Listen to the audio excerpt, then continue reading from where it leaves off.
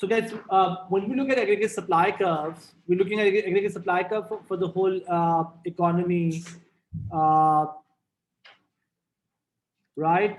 So what happens is this, that for the whole economy, when you're looking at the aggregate supply, which means total supply produced in an economy, right? So aggregate supply for us means it's the uh, total amount of goods and services that are produced within an economy during a period of time. So this would mean all the goods and services that are produced in this economy. Now, when you look at total output or total supply, guys, can I say this, that it would depend on basically how flexible you are as an economy when it comes to the total supply. For example, if I want to increase output of an economy, I may want to sort of see what we call, like the degree of flexibility that we have. What do you mean by flexibility? For example, if an economy is very flexible to increase output, they will be easily able to increase output. And that flexibility basically depend on how easy or flexible your inputs are. If, for example, an economy is on a completely fully employed, all resources are completely fully employed, do you think they will have the flexibility to increase output? No, because if the economy is fully employed, already producing at full employment, they may not have that flexibility. If I have, for example, the whole class full of students, can I add more students to my class? And the answer is no. So the degree of flexibility basically depends on of output, of how easy you can increase output, depends on how easy it is for you to increase input. If, for example, can I have everyone's attention? So if I can add more seats to the class, will I get more capacity? Which means my flexibility of input. If there is flexibility of input, if I'm allowed to add more seats in the class, can make my output to go up. Now, what we say is that if I say short run versus long run, when do you think you will have more flexibility to increase output? Short run or long run? Why long run? Why long run you will have more flexibility? You can increase the quantity. Who said that? Who said that? Good job. The quantity or quality of factors of production can be increased easily in the long run. For example, Cedar may not be able to increase class sizes right now, but in the long run they can. They can easily increase class sizes in the long run. Do you guys get that? Does that make sense? So your ability to increase output is basically dependent on basically whether you're in the short run and long run. That's why when you look at it's this kind of concept of elasticity, but Madhya, we don't really look at elasticity in the supply side kind of a factor, but we are looking at kind of flexibility is elasticity. But we don't say elasticity because we are in the long run, right? So guys, we for the aggregate supply curve, when you look at aggregate supply, we distinguish between the short run aggregate supply and long run aggregate supply. And we say that the short run aggregate supply, we have less flexibility. And this could be basically you have more flexibility. Okay, unless of course we are fully using our resources. But we say that if suddenly the government comes up with a rule that like in any physical class only 10 kids can come and not more than that, right? If that's the rule that comes tomorrow, CEDAR may need to change timetable then, right? Students will come physically, but only in a small bubble of 10 kids. They will come to me and they'll be like, "Hey Ali, why can you do us a favor? Now that more classes are needed from you, can you work overtime and teach more classes?" Right? So, what will make me agree to it? More money. So either they may need to pay me higher for the overtime batches because I will like, hey, I'm only giving you 6 hours, but I will probably agree to 9 or 10 hours if you give me more money. A, or they may hire new teachers, right, and train them and bring them into teaching. for example. Does that make sense? So your flexibility is kind of like lower in the short run. But in the long run, if we know this rule, next year, if the school knows this rule, the way they will hire will be such that there will be more batches. But won't the quality will decrease in the short run? Because you have new teachers and all that. Yeah, like Let's assume they're really good. Let's assume you can train them. You may not get me, of course, but let's assume you can train them, for example. But yeah, quality may suffer, but hopefully it's not going to suffer, right? In our example, maybe you can say that, but like in other examples, maybe you just need to train workers and get them to deliver what it is. Both would mean basically, number one, I'm trying to sort of bring out the idea that there is less flexibility. But if you look at the curve for short-run aggregate supply curve, which is what we want to focus right now, if you look at the short-run aggregate supply curve, we say the short-run aggregate supply curve looks like this.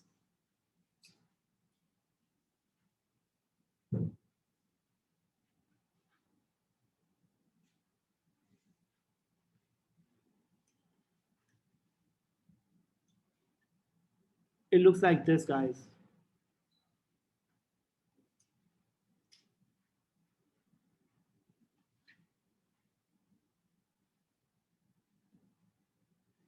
It's an upward sloping curve. Now, upward sloping curve would mean, let's say if I go from Y0 to Y1. Okay, in the short run, if I want to go from Y0 to Y1, what do I need to do?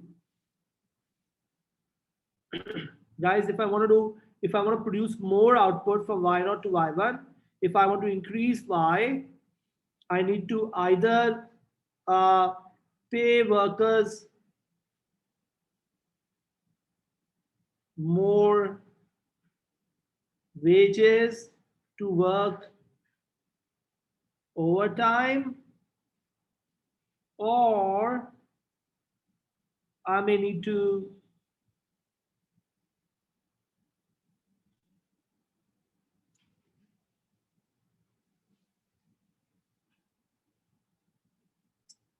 sorry guys. Okay, I may need to sort of either pay them more salaries to work overtime, or I may need to hire new workers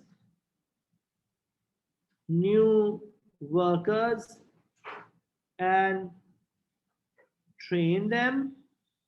Okay, if you hire new workers and train them, that also means that the cost of production for both these reasons will go up, and you may need to increase the firms may need to increase price to do what? To maintain profitability. Increase price to maintain profitability, which would mean the price level will go up. So what we argue, guys, is this, that your short-run aggregate supply curve, in other words, it's an upward sloping curve. It's an upward sloping curve.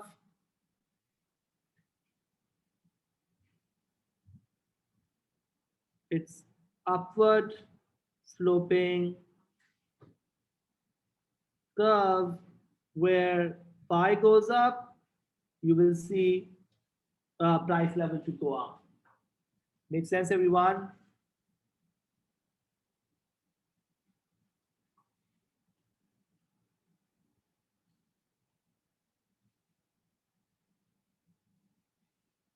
So that's the first concept I wanted to talk about, that SRAS curve is upper sloping because of this. And this is the short-run aggregate supply curve. We'll talk about long run in 2 minutes, but you get the idea of short-run aggregate supply curve. So this is basically what we also call a movement around the supply curve. Yeah, we call it movement around the supply curve rather than a shift of the curve. Any questions, guys? Yeah. Now, guys, one more thing that I want to talk about. Are we going to move on? Okay. One more thing I want to talk about is basically what will make your SRAS curve shift rather than move along the curve. So let's talk about the shift of the SRAS curve. Okay, the shift of the SRA curve is AS curve is also called a supply shock. Now, if you look at the diagram, guys, can I have 1 minute of attention? If this is my SRAS knot, okay, two ways to look at this. Number one, at all prices, if I am producing more, so if P naught, suddenly I'm producing more, right? Or at for Y2, if this was my price level, now I'm expecting this price level. Two ways to look at it. Either the price level at all level of output has gone down, right? Or at all level of prices, more output is being produced. Means aggregate supply curve is shifting to the right. Something must have happened, and I think the reason we've written here is that any change in the cost can cause the SRAS to shift. In this case, it's shifting out. So if the cost was at point A, right, and suddenly cost goes down, and now for Y2 you only need B cost, so the prices will be low. So this is kind of like what we call the shift of the SRAS curve. The way we look at this is that for all price levels, let me write this. For all price levels, firms can produce more, or in other words, we can say this: for all output or for all output level, the cost is lower, and therefore the price level is lower. So that's what it is. What are the reasons for this? Let's talk about this in 1 minute. Can you make this diagram? Can you copy it?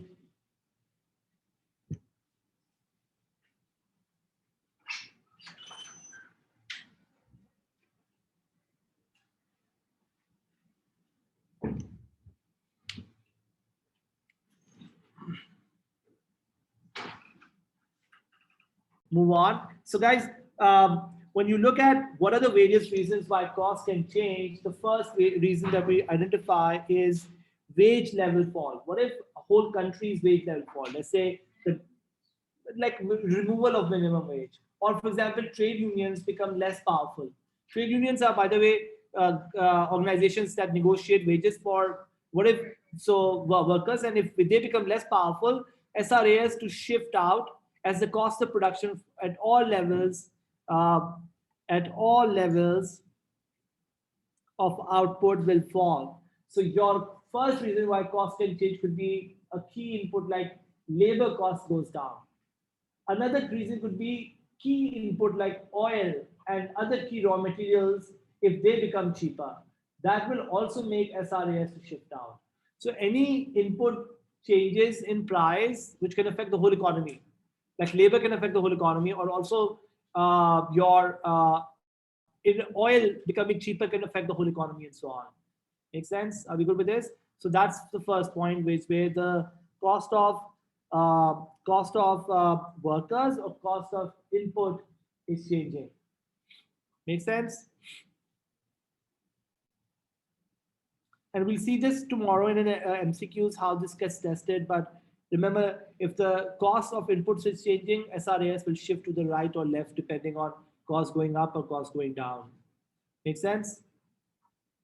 Are we good? Okay. The third point is basically what if the government make indirect taxes to go down or subsidies to go up, right? Indirect taxes to go down or subsidies to go up means SRAS will shift out if this is happening, because wage level falling, Madhya, would mean the whole country's wages falling, not for one industry but many industries. Let's say government comes up with a rule that they're removing trade unions suddenly. That could actually make the cost of production to go down. Incomes may not necessarily fall because SRAS will shift to the right. Okay, so incomes may not necessarily fall because when SRAS shift to the right, quantity, you might see more output to be bought and sold in the market. So for income, we may not say that may happen, but inflation may go down for the whole economy. Wage is income for economy, but I'm going to sort of uh, the reason why I'm like hesitant to basically say wage may affect income is because for that to happen, I want to see both demand supply. When we bring aggregate demand and aggregate supply together, that's when we're going to see whether this is going to affect our incomes or not. Make sense? Correct, Madhya, does that make sense or not? We need to see the whole equilibrium before we make that judgment about incomes. Okay. The fourth factor, guys, is could also be productivity of input. What if productivity of inputs go up? Then SRAS can also shift to the right? Because same workers can produce you more, or better machinery can produce you more, can make SRAS to shift to the right. Got it? Are we good? Any questions before we move on?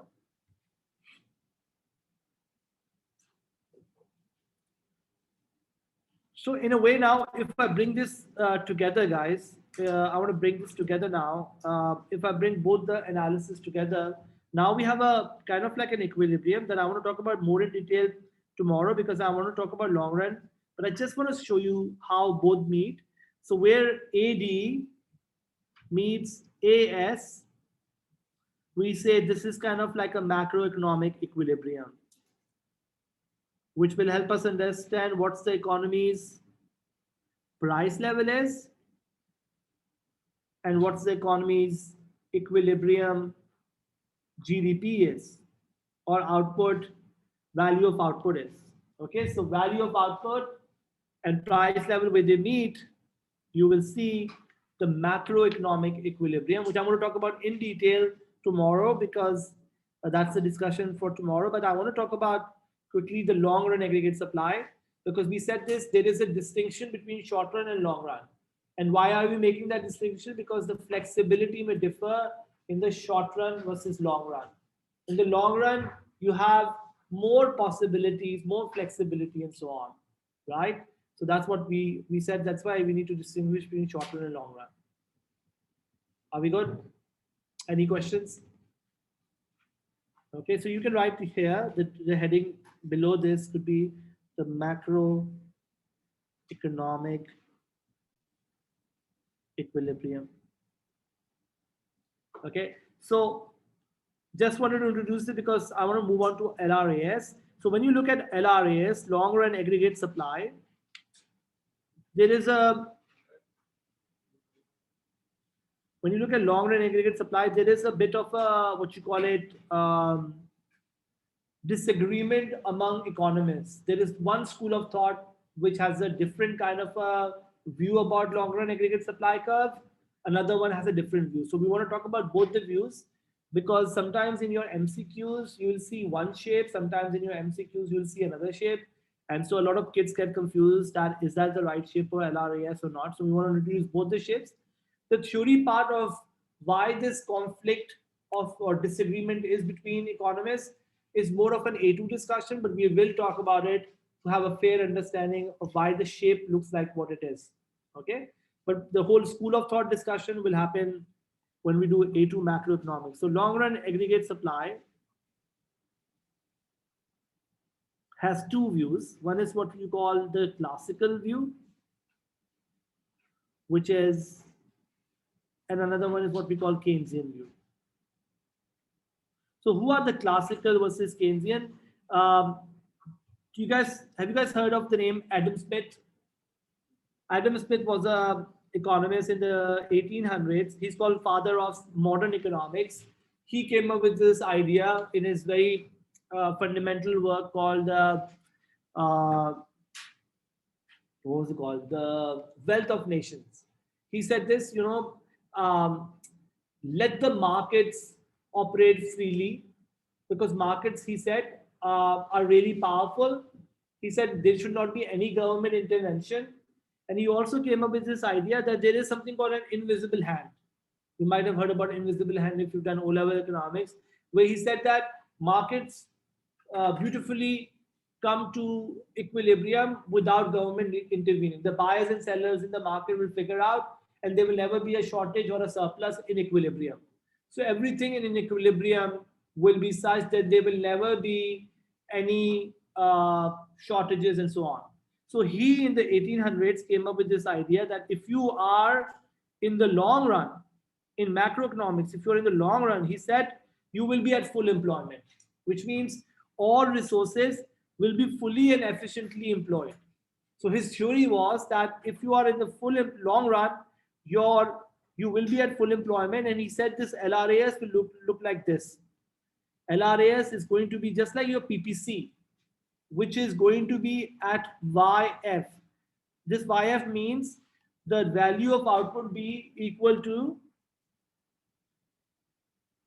full employment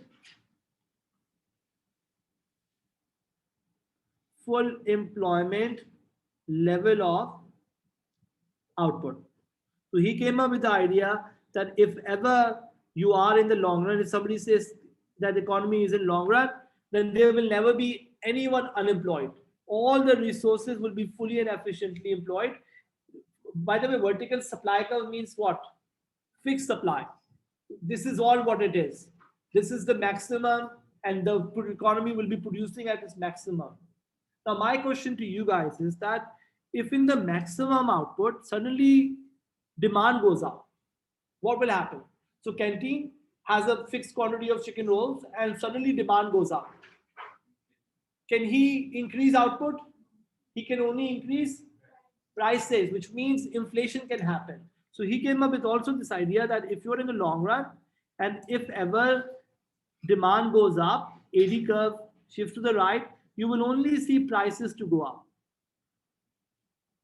Because output in the long run cannot increase unless economic growth happens. I want to talk about this in 1 minute as well. So he said this that if ever there's a rise in AD, you will only see prices to go up. Make sense? So he kind of came up with this idea. Guys, when would PPC shift to the right?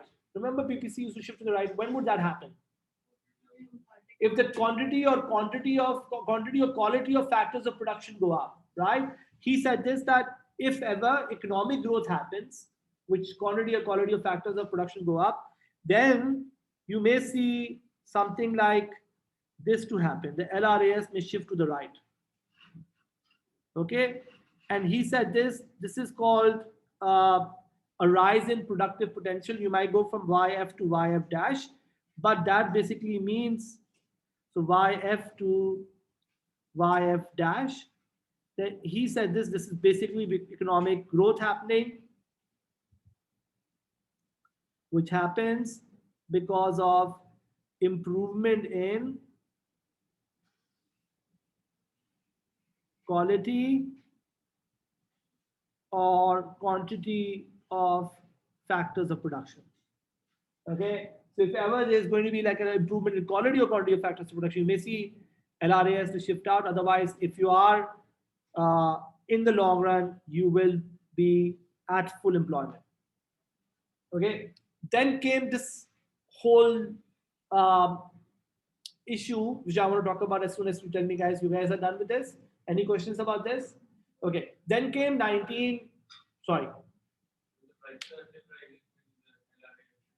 well, it could also be, like your prices may not rise that much. If this is your AD, right? Let's say if you were here and suddenly your AD goes up, you were at P1. But if the economy suddenly have more productive potential, suddenly the canteen guy realized that I need to buy more rolls to make the demand meet, the pressure on prices will fall. Make sense? There could be a possibility. The prices may go down in the long run because you have higher productive potential. Right? Now, guys, there is a true story that happened in the 1915s. World War I happened around about that time, and then there was a very long and painful spell of unemployment. Till like 1930s, 35, you saw long and painful unemployment. So a lot of people started questioning this theory. They said, you promised us that in the long run, there will be full employment. Then why is unemployment so long? Why is this long run so long? In other words, I mean, why isn't the long run coming soon where the full employment happens? And John Maynard Keynes is an economist who came up with this statement that in the long run, we're all dead. The promise of long run will have full employment. He said, we're all dead in long run. Nobody's seen long run. So he said, this isn't true. He said, there is a possibility that in the long run, so he came up with this idea that in the long run, there can be unemployment. Okay, and he came up with this kind of a long run figure or diagram. He said initially it's going to be unemployment. Okay, then you will see a gradual rise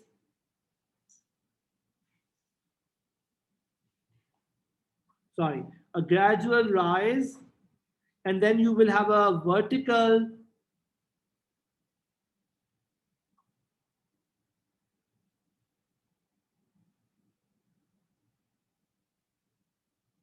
kind of an LRAS. So you have a shape like this of LRAS. He said, I agree with you that when there is YF, you will have, when there is YF, you will have a shape like this.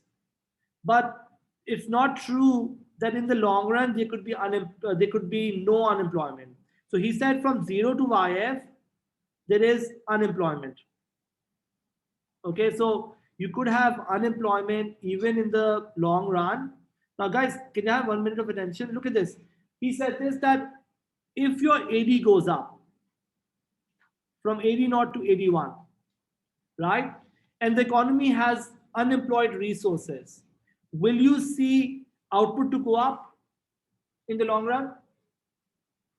If AD goes up and there is unemployment, and the answer is yes, because you will go from, let's say, Y1 to Y2. Make sense? But there will be no rise in prices. Why? Because if you have unsold or unutilized resources, there is never pressure on prices. If the guy who's selling chicken rolls has 200 chicken rolls and the demand is like 30 or 40 or 50, does he need to increase prices? No, because he has unsold stock. Only when you are nearing full employment, look at this, guys. Only when you're nearing full employment, you will see prices to rise gradually.